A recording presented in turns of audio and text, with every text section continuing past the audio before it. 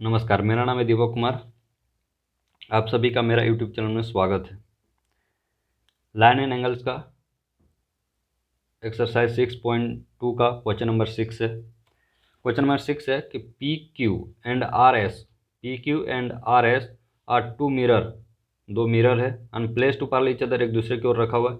And incident ray A B strike the mirror P Q पे strike कर रहा है बी एट बी पे। द रिफ्लेक्टेड रे मूव्स, जो रिफ्लेक्टेड रे वो भी मूव्स कर रहा है along the path B C and strike the mirror पे स्ट्राइक कर रहा है पॉइंट सी पे, एंड अगेन रिफ्लेक्ट, फिर से वह रिफ्लेक्ट कर रहा है, and along C D, and prove that A B parallel C D.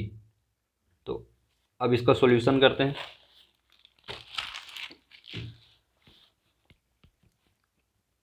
सबसे पहले क्वेश्चन पढ़ने के बाद क्या है, सबसे पहले हमको कंस्ट्रक्शन करना पड़ेगा इसमें। तो सबसे पहले जो गिवन दिया हुआ पहले उसको लिख लेते हैं।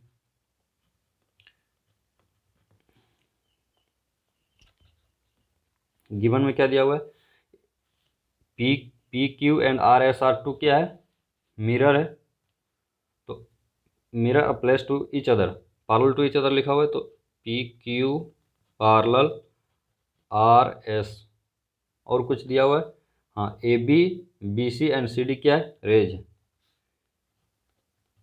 ए B B C and C D are rays, इतना कुछ दिया हुआ है। हमको प्रूव क्या करना है, to prove A B parallel C D. तो ए बी किसका पैरेलल होना चाहिए, सी डी का, नहीं ये लाइन और ये आपस में क्या होना चाहिए, पैरेलल होना चाहिए।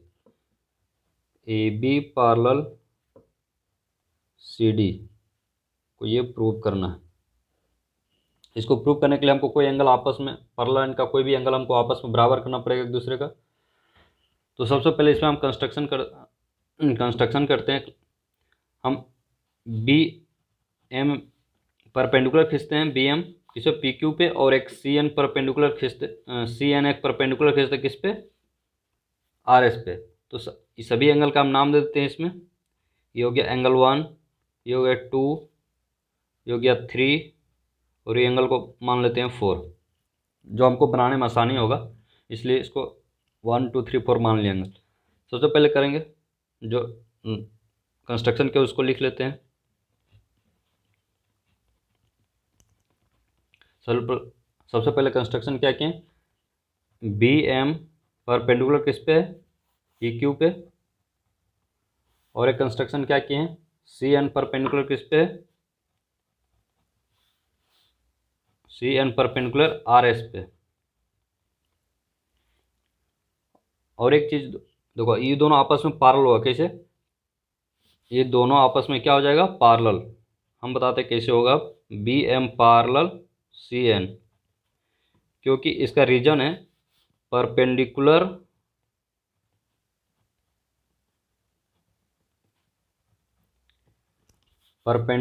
ऑन पैरेलल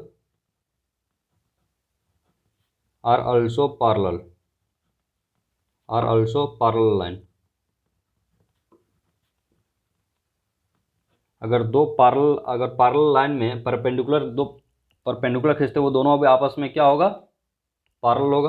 तो बी एम परपेंडिकुलर किस पे, P Q, and C N perpendicular R S पे। तो ये दोनों भी आपस में क्या हो गया, पैरेलल हो गया। तो B M parallel C N, तो B M parallel C N हो गया। तो B M parallel C N है, तो हम लिख सकते हैं एंगल 2 बराबर एंगल 3, अल्टरनेट इंटीरियर एंगल से। तो हम एंगल लिख सकते हैं एंगल 2 बराबर एम बी सी, एंगल 2 है, और अल्टरनेट इंटीरियर एंगल इसका कौन बन रहा है, बी सी एन। तो बी सी एन कितना माने, एंगल 3 हो गया। इसका रीजन क्या हो जाएगा, अल्टरनेट इंटीरियर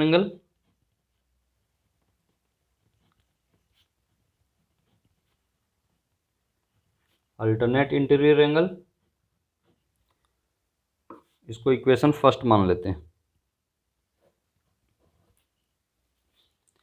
अब तो ये एंगल मिल गया हमको।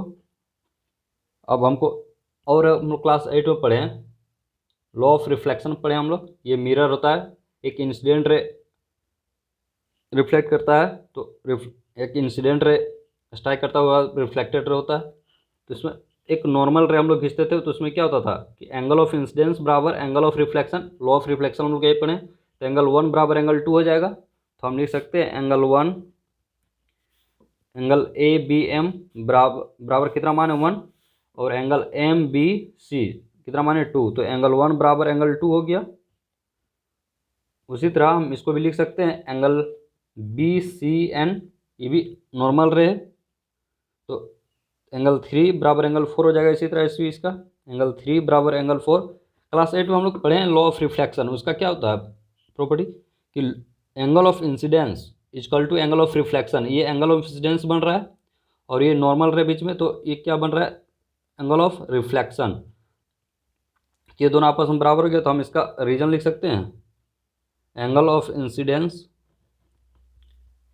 या हम लिख सकते हैं डैट, इसको हम डैट भी लिख सकते हैं लॉ ऑफ रिफ्लेक्शन।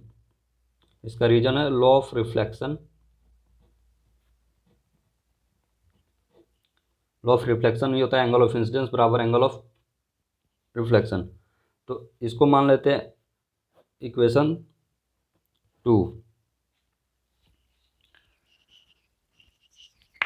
हमको मिल गया एंगल 2 बराबर 3, एंगल 1 बराबर 2 है और एंगल 3 बराबर 4 है। अब फ्रॉम इक्वेशन 1 एंड 2 से देखते हैं।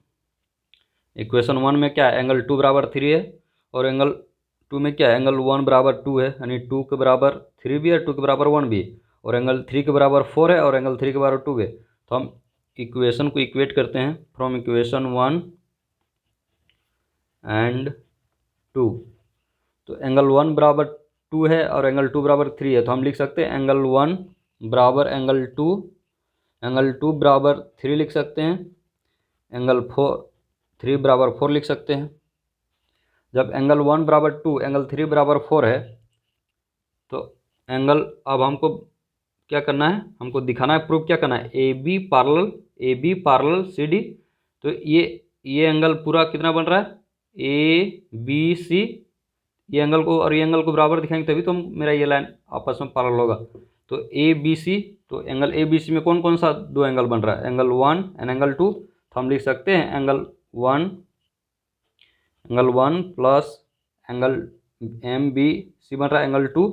ये दोनों आपस में बराबर किसके बराबर हो जाएगा angle B C N angle 3, आपस में इसको लिख सकते हैं हम प्लस एंगल 4। ये सब आपस में बराबर है, तो हम लिख सकते हैं एंगल 1 प्लस 2 का हम क्या सकते हैं 1, एंगल 1 ये बन रहा है, एंगल 2 ये बन रहा है, तो ये दोनों को आपस में जोड़ दें तो कौन सा एंगल बन रहा है ए बी सी। तो एंगल ए बी सी लिख सकते हैं बराबर एंगल 3 प्लस एंगल 3, ये दोनों एंगल को जोड़ेंगे तो कौन सा बड़ा एंगल बन रहा है बी सी डी। तो एंगल बी सी डी, अब एंगल ए बी सी बराबर क्या हो गया B C D, angle A B C यानी ये एंगल पूरा हो गया,